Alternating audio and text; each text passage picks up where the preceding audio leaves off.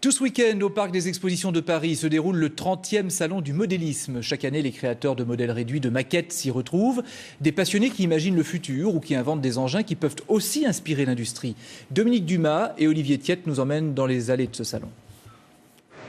Le troisième millénaire pour des modélistes, c'est l'arrivée en force des robots. Je voudrais observer votre visage de plus près. Sabrina, un faux air d'actrice de la guerre des étoiles, a été fabriqué par des passionnés dans leur cave.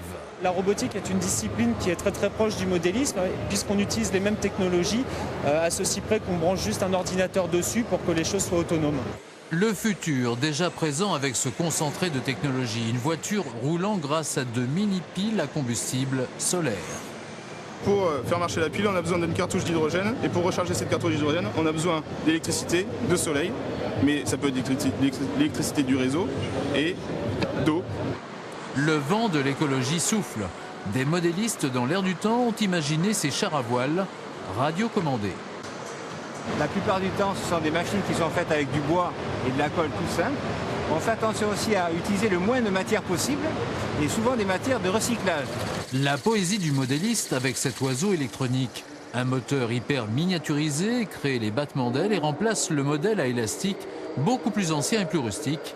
L'illusion est parfaite. Quand on joue avec en plein air, on arrive à jouer avec de vraies hirondelles qui viennent en fait le suivre et s'amuser avec. Donc c'est beaucoup plus stimulant que juste de jouer tout seul avec son oiseau.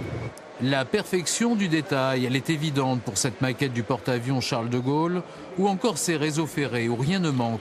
Le résultat de centaines d'heures de travail et de patience. Il y a des moments où on a envie de faire rouler et puis il y a des moments où on a un immense plaisir à construire, à faire une réalisation. La génération supercopter, c'est la magie des machines volantes qui fascine, surtout lorsqu'elles ressemblent à des ovnis. Le plaisir du modéliste, c'est de créer et de jouer.